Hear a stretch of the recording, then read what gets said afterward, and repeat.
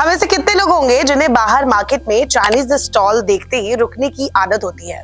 और Chinese food में तो पत्ता गोभी डलता ही है, लेकिन क्या आप जानते हैं पत्ता गोभी से दिमाग में एक कीड़ा पहुंच सकता है। इससे जिंदगी भर के लिए मिर्गी की प्रॉब्लम हो सकती है। आप में से बहुत लोगों ने इसे सुना होगा कि पत्ता गोभी में कीड़ा निकलता है और वो भी दिमाग में घुस जाता है। कुछ लोग तो इसी बातों को इग्नोर कर देते हैं, लेकिन कुछ बेचारे इससे डर कर पत्ता गोभी खाना ही छोड़ चुके हैं। तो आखिरकार ये कीड़ा होता क्या है, कैसे दिमाग में पहुंचता है, इससे बचने के उपाय क्या है और ये कीड़ा क्या सिर्फ पत्ता गोभी में ही होता है? आज के इस एपिसोड में हम यही जानेंगे। ट्विटर यानी कि एक्स पर एक डॉक्टर है, फेमस है और पिछले काफी समय से वो इस कीड़े के बारे में जानकारी शेयर कर रहे हैं, अपने मरीजों का हाल भी बता रहे हैं। इनका नाम है विजय नाथ मिश्रा, ओ पॉजिटिव। डॉक्टर विजय नाथ मिश्रा ने इस कीड़े के बारे में काफी कुछ लिखा है। साथ ही उन्होंने बताया है कि पत्ता गोभी को कैसे इस्तेमाल करने से आप इन कीड़ों से बच सकते हैं। चलिए डॉक्टर से ही जानते हैं। अब आप देखिए, लगभग ये 8-9 परत के बाद का ये लेयर है। तो मैं 8-9 परत इसलिए कह रहा हूँ कि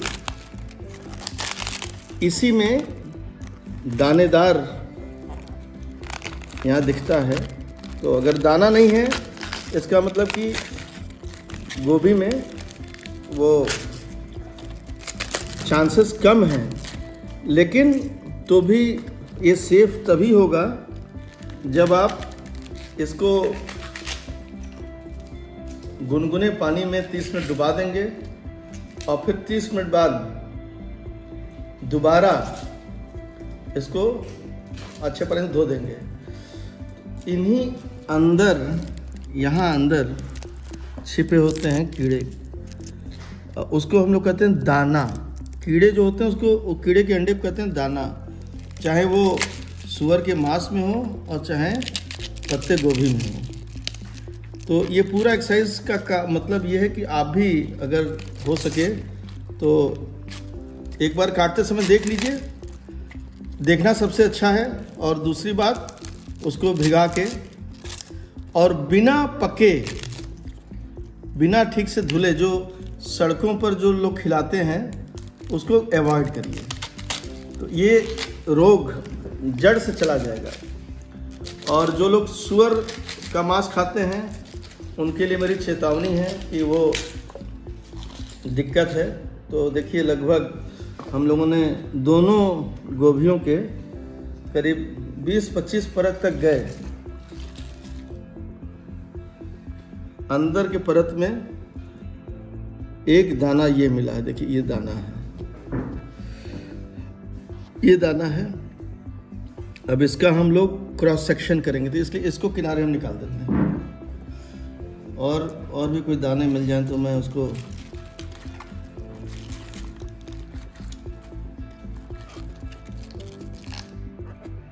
एक दाना, देखिए ये है इधर,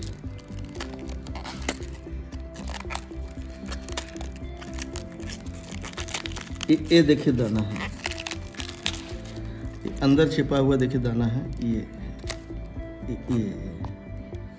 ये वाला।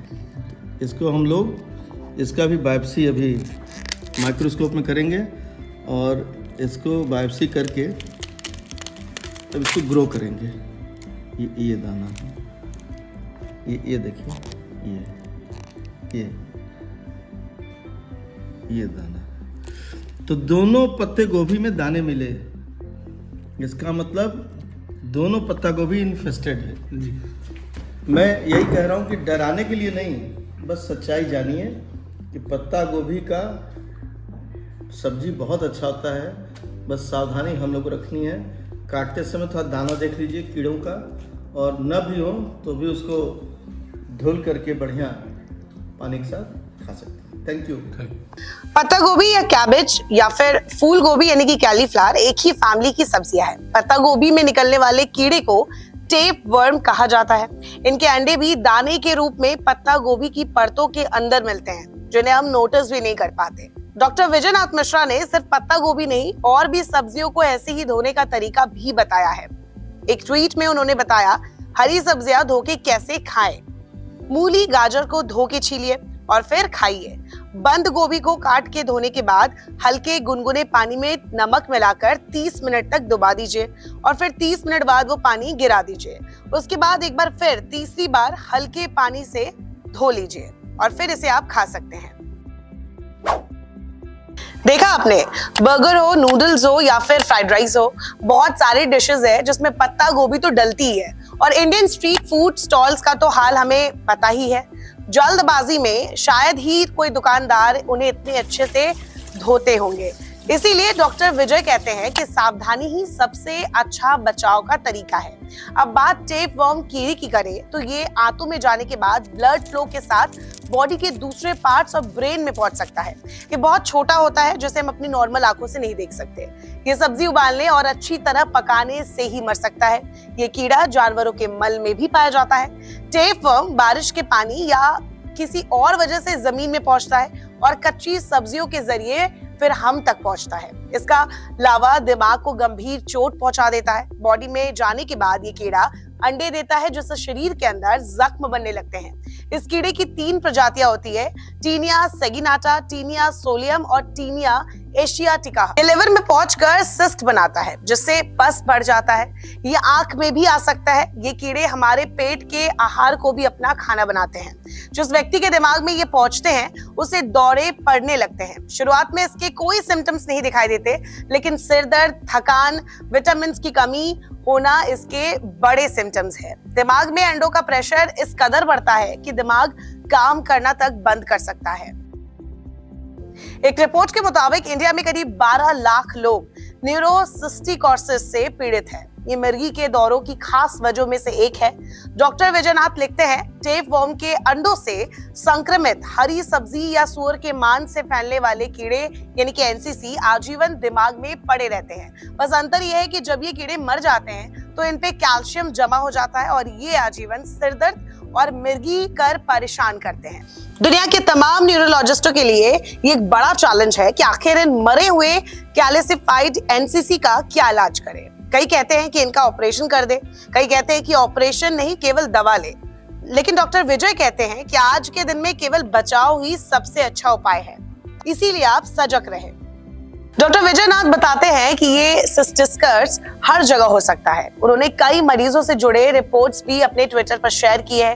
ब्रेन, जीभ, आंख, गर्दन, मांसपेशी की इन तस्वीरों में हर जगह अंडे दिख रहे हैं। चिंता की बात यह है कि इसकी दवा भी बहुत इतनी इफेक्टिव आपको नहीं मिलेगी। डॉक्टर विजयनाथ ने एक 24 साल के मरीज का उदाहरण भी दिया है। उन्होंने ट्वीट करते हुए लिखा, ये व्यक्ति 25 साल के हैं और पूर्ण रूप से शाकाहारी है। इनकी एक पसंदीदा डिश थी खेतों से सीधे सब्जी खाने की, जिसमें ये 1000 मूली पत्ता गोभी बस झारे और हल्का सा धो के खा लिए। अब देखिए, जीवन भर के लिए ये कीड़े इनके शरीर में ही रहेंगे। पैर, हाथ, जीभ, मांसपेशियों में भी ये कीड़े ही हैं।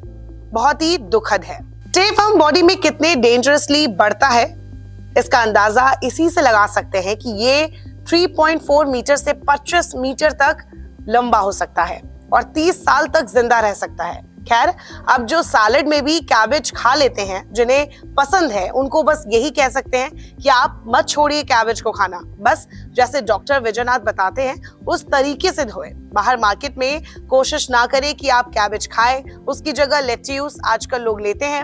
आप भी इसे अपना ऑप्शन बना सकते हैं। और सिर्फ पत्ता गोभी नहीं, बहुत सारे मीट में भी, जैसे कि बीफ हो गया या फिर सूअर का मांस हो गया, इसमें भी ये मिलता है। साथ ही साथ मूली, बैगन, गाजर, पालक जैसी सब्जियों में भी इस कीड़े के अंडे हो सकते हैं। इसीलिए सब्जी को अच्छी तरीके से वॉश करना जरूरी है। टेपवर्म बॉडी में कितने डेंजरसली बढ़ता है, इसका अंदाजा इसी से लगा सकते हैं कि ये 3.4 मीटर से 25 मीटर तक लंबा हो सकता है और 30 साल तक जिंदा रह सकता है। खैर, अब जो सैलेड में भी कैबेज खा लेते हैं, जिन्हें पसंद है, उनको बस यही कह सकते हैं कि आप मत छोड़िए कैबेज को खाना। बस जैसे डॉक्टर विजयनाथ बताते हैं उस तरीके से वॉश करें। बाहर मार्केट में कोशिश करें कि आप कैबेज ना खाएं, उसकी जगह ऑप्शंस देखें। लेट्यूस आजकल लोग लेते हैं। और सिर्फ पत्ता गोभी नहीं, दूसरे मीट जैसे कि सुअर के मांस में, बीफ में भी हो सकता है। मूली, बैगन, गाजर, पालक जैसी सब्जियों में भी इस कीड़े के अंडे हो सकते हैं। इसीलिए सब्जी को अच्छी तरीके से वॉश करें, वरना आपको पता भी नहीं चलेगा कि कब आपके दिमाग में या बॉडी में ये कीड़े अपना घर बना ले। इसलिए डॉक्टर विजय नाथ ने जो कहा आपसे, उसका ध्यान रखिए और जाते जाते ये पूरा वीडियो देखिए कि किस तरीके से पत्ता गोभी ऐसी सब्जियों को धोना चाहिए।